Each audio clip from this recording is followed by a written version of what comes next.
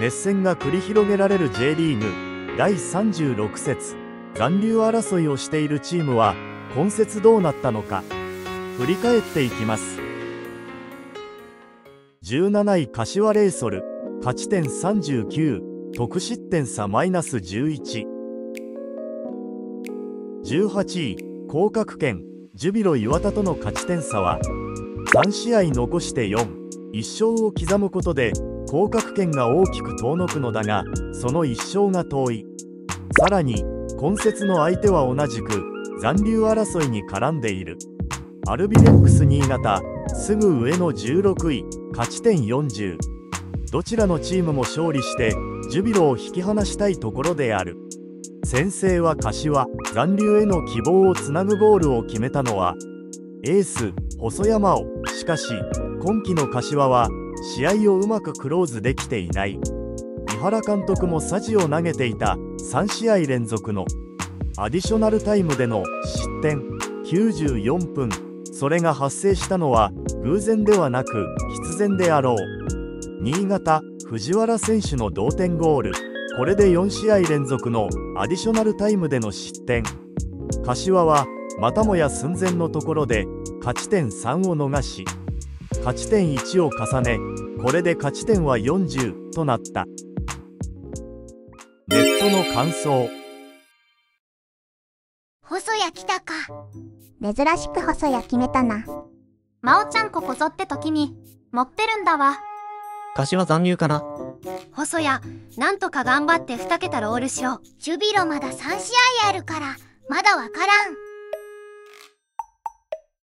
柏いつものすぎる。柏やっぱりやらかした。4試合連続きた。柏ほんといっつもこれだな。4試合連続アディショナルタイム失点きた。やべえやろ。柏のこの展開、親の顔より見たわ。サビオの新章よ。またサビオが悲しい顔するのか。しかし柏は運の要素と事故とはいえ4試合連続でアディショナルタイムに失点って本当にあるんだな。秘宝柏明日地獄のファン感謝祭。16位ジュビロ磐田、勝ち点35、得失点17。他チームより1試合余分に残しているとはいえ一戦も落とせない磐田。今節の対戦相手は驚異のドラマを生み出すガンバ大阪。得失点-17の磐田とメイクドラマのガンバ。試合内容もその前評判にふさわしいものとなった。前半9分、ダワン選手が先制かと思われたが VAR 判定でオフサイドとなり取り消し。ダワン選手はボールをお腹に入れ、中谷選手が親指を口にくわえるポーズをしていることからおめでた出会ったことがうかがえる。その姿を見て宇佐美選手が驚いている。磐田はヒヤリとさせられたシーンであるが、その後磐田の渡辺選手が見事なボレーを決めて先制する。普通ならふかしてしまうところ、これは止められない。これで勢いに乗りたいところだが、27分半田選手のゴールで同点。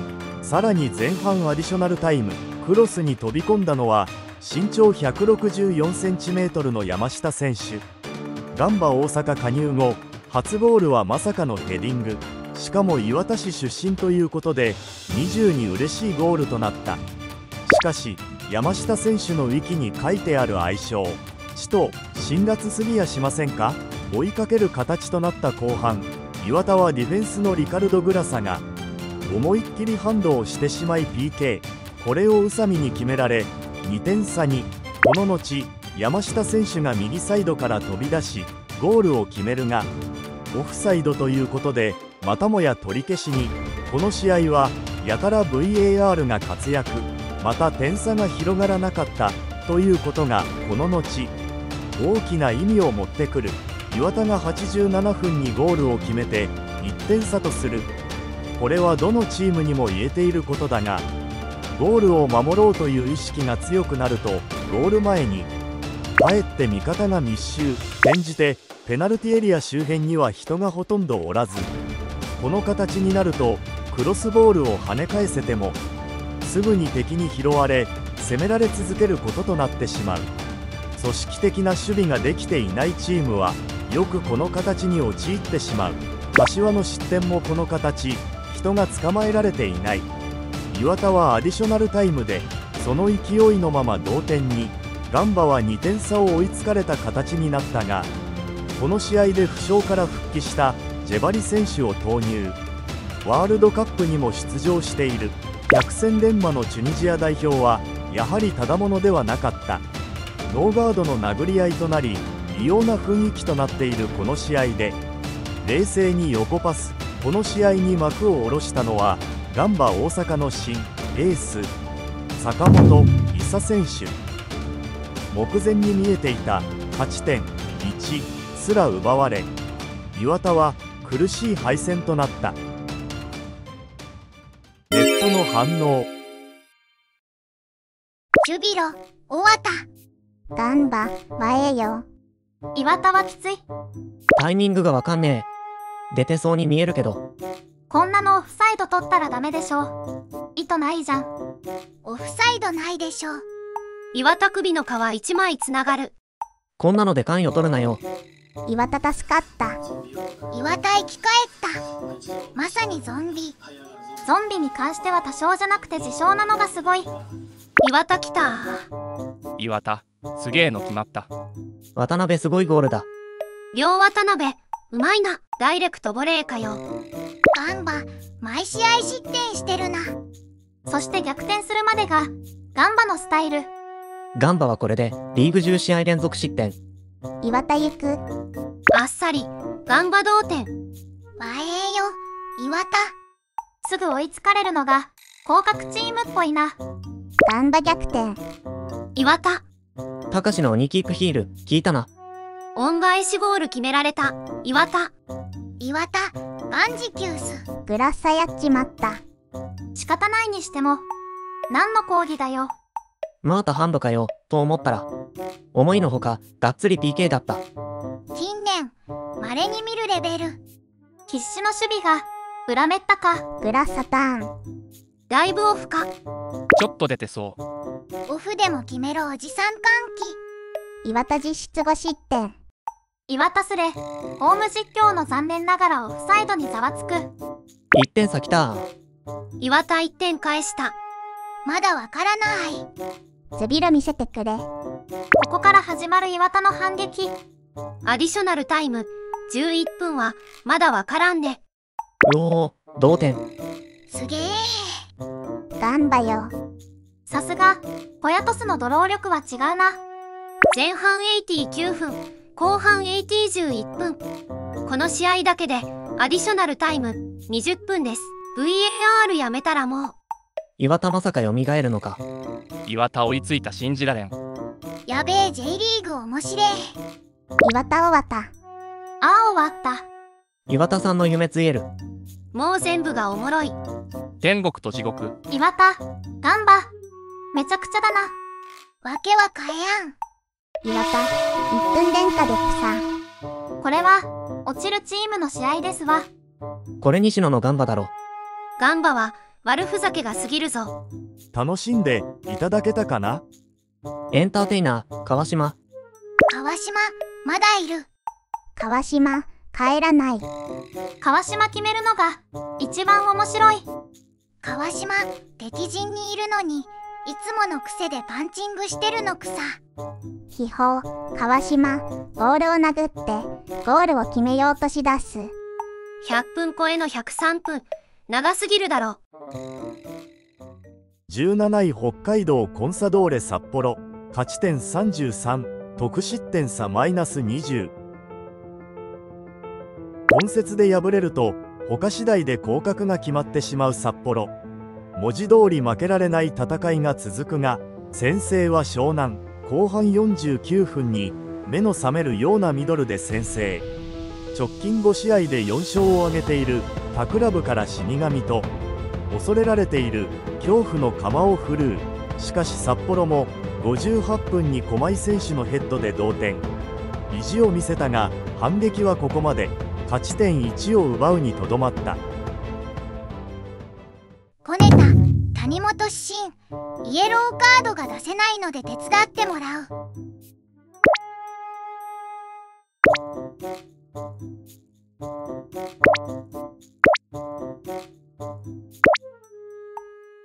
ネットの反応。さよなら札幌。ここ終わりか。降格は今の順位のまま終わりそうやね。大崎で行くのも今年の札幌らしいじゃないか。田中聡すげえな。振りが早い。残り数試合で全勝計算しだしたら降格確定の合図だからね。札幌の右腕、名将、横落ちやったのにやっぱりあかんのかい。札幌来たうおー、札幌来た。ドロッドロのドローだらけだな。岩田負けなら最大44だな。札幌の最大は40だからオルンバが必要になるか。ここはまだ降格決まらないん。岩田負けなら最大44だな。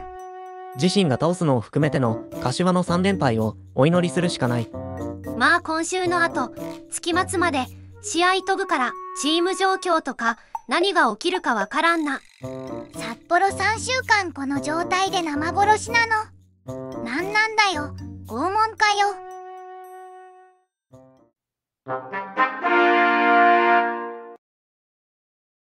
秘宝鹿島アントラーズフォワード鈴木優馬さん、報復ボディアタックで一発退場。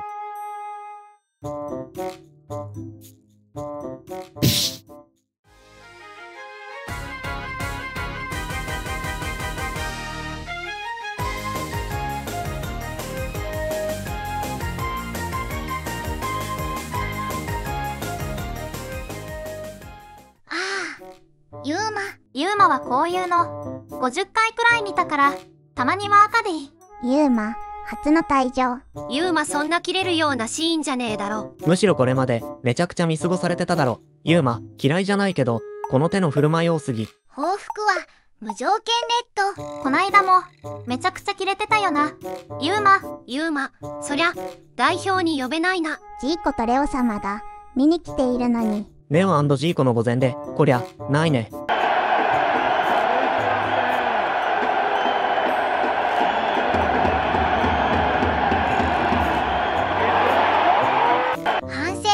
反省。手を出したらあかんよな。